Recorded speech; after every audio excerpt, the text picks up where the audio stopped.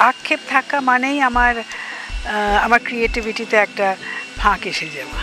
আমার মনে হয় as a senior artist, as a senior member of the human race, যে এত বছর আমার হয়ে গেছে, এত কিছু দেখেছি, আমার মনে হয় এই সমস্তটার থেকে ভালোটা নিয়ে নেওয়া, অ্যাবজর্ব করা উচিত। ছোটদের আমি বলবো ডেফিনেটলি এটা অ্যাবজর্ব করতে শেখো। কিছু কিছু বন্ধু এখনও আমার কাছে রয়েছে যারা খুব কাছের আমার। আমি চাকরি করতাম, আমি কলেজের বন্ধুরা, স্কুলের বন্ধুরা, তাদের সঙ্গে যোগাযোগ নেই, অথচ তাদের সঙ্গে এই যে মাঝে মাঝেই সেই ছোটোবেলাকার কথা মনে পড়ে যায় বা টিনেজ ইয়ার্সের কথা মনে পড়ে যায়, যখন মানুষের জীবনে অনেক কিছু ঘটে।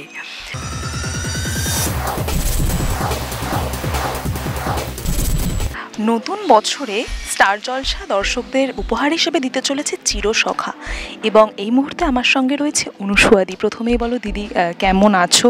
অনেকদিন পর তোমার সঙ্গে দেখা এবং নতুন ধরনের একটা চরিত্রে, কি বলবে? খুব ভালো আছি, কাজ থাকলে তো আরও ভালো থাকবো, এবং লীনা গঙ্গোপাধ্যায়ের কাজ হলো তো খুবই খুশির ব্যাপার, কারণ ওনার লেখার যে ম্যাজিক্যাল একটা জাদু আছে লেখায়, সেটা এই চরিত্রে বেরিয়ে আসছে, যে চরিত্রটা আমি করছি।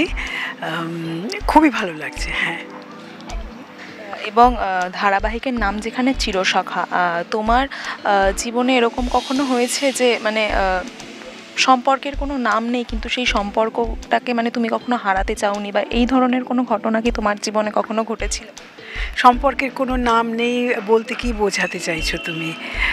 যেই সম্পর্কগুলো স্বাভাবিক সম্পর্ক, যেমন বাবা মা, ভাই বোন, স্বামী পুত্র, এদের সঙ্গে তো সবসময়, আর বন্ধু বান্ধব, হ্যাঁ কিছু কিছু বন্ধু এখনও আমার কাছে রয়েছে যারা খুব কাছের আমার।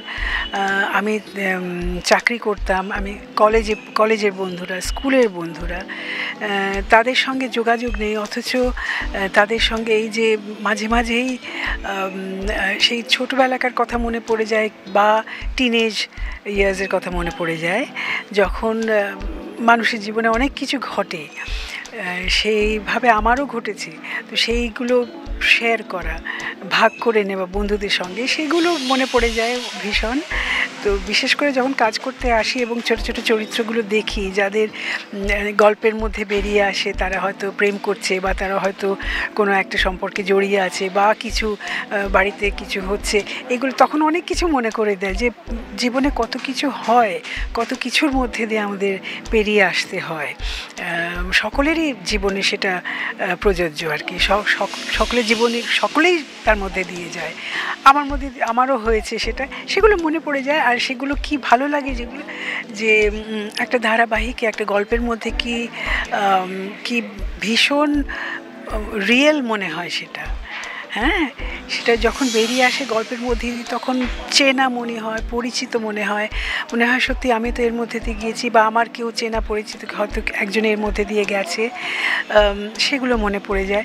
যার জন্যে বলছি, লেখার জাদুটা যখন থাকে, যখন পুরোটা এত বাস্তব করে দেওয়া হয় আমাদের সামনে, চোখের সামনে, এই ইন্টারপার্সোনাল রিলেশনশিপগুলো, তখন মনে হয় যে সত্যি কি মজার একটা কাজ, কি ভালো একটা কাজ। হ্যাঁ, তাহলে এভাবেই বলতে হয় যে একটা অনেক বৃহৎ কাস্ট আমরা এখানে দেখতে পাচ্ছি, অনেকে রয়েছে এবং তোমরা অনেক সিনিয়র অভিনেত্রীরাও রয়েছো, তো সেক্ষেত্রে কতটা আবার সব কিছু নতুন করে মনে পড়ে যাওয়ার বিষয়টা তৈরি হচ্ছে, বা একটা রিইউনিয়নের মতো একটা সমস্তটা, সেটা ডেফিনেটলি রিইউনিয়ন। শুধু কাজ তো শুধু কাজ নয়, কাজের মাধ্যমে কাজ করতে এসে অনেকের সঙ্গে পরিচয় হয়, অনেকের পুরনো বন্ধুরা আবার দেখা হয়, এবং কত ঘন্টা আমরা একসঙ্গে কাটাই, সেটা যে আমরা হয়তো ভাবি না সেটা নিয়ে, কিন্তু সেটা যে কতটা গুরুত্বপূর্ণ, সেটা কাজ যখন ফুরিয়ে যায়, যখন আমাদের একটা ইতি আসে, তখন মনে হয় যে সত্যি তো এতগুলো বন্ধু হয়েছিল, কত ভালো ভালো মুহূর্ত কেটেছিল আমাদের, কত সুন্দর কাজ হয়েছিল। এই যে বাইরে অফ স্ক্রিন যে আমাদের র্যাপোটা থাকে, যে কেমিস্ট্রিটা থাকে, সেটা অনস্ক্রিনেও তো এফেক্ট করে, খানিকটা প্রভাব পায়, এবং অনস্ক্রিনে যেটা হয় সেটাও আবার অফ স্ক্রিনে প্রভাব পায়। সেইভাবে এটা একটা আমার মনে হয় as a senior artist, as a senior member of the human race, যে এত বছর আমার হয়ে গেছে, এত কিছু দেখেছি, আমার মনে হয় এই সমস্তটার থেকে ভালোটা নিয়ে নেওয়া, অ্যাবজর্ব করা উচিত।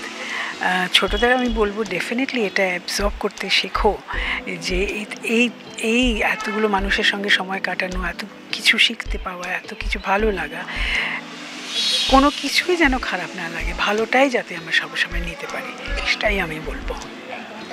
এতগুলো বছর ইন্ডাস্ট্রিতে হয়ে গেল তোমার, তো সেক্ষেত্রে পিছনে ফিরে তাকালে কি মনে হয় কতটা ভালো লাগে, বা কিছু কি তার মধ্যে থেকেও আক্ষেপ কি রয়ে গেছে যে কিছু না? শোনো, আক্ষেপ থাকা মানেই আমার ক্রিয়েটিভিটিতে একটা ফাঁক এসে যাওয়া। আমি আমার ক্রিয়েটিভিটিতে কোনো দিন কোনো ফাঁক আসতে দেবো না। আমার কাজ আমাকে ভালো রাখতেই হবে, কাজ করতেই হবে, যতদিন আমি হাঁটতে পারি। আমার ডাক্তার একদিন বলেছিলেন, as long as you are moving you are living. So I am glad that I am moving, I am glad that I am living. এত যে মানুষের সঙ্গে, এই যে তোমরা সবাই এসেছো, একজনকে দেখতে পাচ্ছি, আমার ভালো লাগছে। এটা আমাকে আমার শরীরের পক্ষেও ভালো, আমার মেন্টাল হেলথ, ফিজিক্যাল হেলথের পক্ষে ভালো। আমি সবসময় ভালোটাই নিতে পারি, আমার কোনো আক্ষেপ নেই কোনো ব্যাপারে। এবং এরকম একটা পজিটিভ কাজ, তো সেক্ষেত্রে নিজেও কতটা বুস্ট আপ হলে, কতটা ভালো লাগছে সবার সঙ্গে আবারও কাজ করতে? বুস্ট আপ তো সবসময়, যখন একটা কঠিন, একটা কমপ্লেক্স চরিত্র গড়া হয়, লেখা হয়, সেখানে যদি লেখিকা বা লেখক যেই লিখছেন, তিনি যদি মনে করেন যে হ্যাঁ, অনুসুয়া মজুমদার বোধহয় এই চরিত্রটা করতে পারবেন, সেখানেই তো আমার একটা বিরাট বড় পাওনা। হ্যাঁ, এবং চরিত্র যতটা কমপ্লেক্স ততটাই আমার পক্ষে চ্যালেঞ্জিং, আমার পক্ষে ভালো। এবং এ কথায় আমি বলবো যে লীনা গঙ্গোপাধ্যায় যে কটা চরিত্র আমাকে দিয়েছেন, প্রত্যেকটাই চ্যালেঞ্জিং ছিল। বিভিন্ন ধরনের, তার স্পেকট্রামটা এতখানি, বিভিন্ন ধরনের চরিত্র আমি করেছি। ফলে আমার মনে হয়েছে অ্যাজ অ্যান অ্যাক্ট্রেস আমি অনেক বেশি সমৃদ্ধ হয়েছি। আমি থিয়েটারে অনেকটা যেটা পেয়েছি, ফিল্মেও যেটা পেয়েছি, এখনও পাচ্ছি, ডেফিনেটলি লীনার কাজে আমি সেটা পাচ্ছি ভীষণভাবে।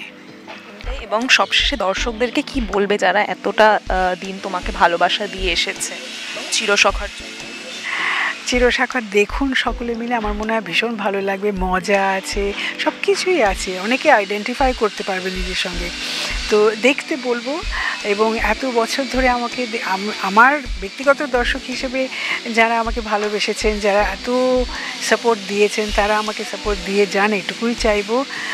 আশীর্বাদ করুন, শুভেচ্ছা জানান, আশীর্বাদ আর কি বলবো, আমিই বরং আশীর্বাদ করবো। আমাকে শুভেচ্ছা জানান, যাতে করে আমি যতদিন বেঁচে আছি ততদিন যেন কাজ করে যেতে পারি, এটুকুই। টলিউড ফোকাস কলকাতা চ্যানেলটি আপনাদের ভালো লেগে থাকলে লাইক করুন, সাবস্ক্রাইব করুন এবং আপনাদের পছন্দের ভিডিওটি অবশ্যই শেয়ার করুন। Tollywood focus Kolkata.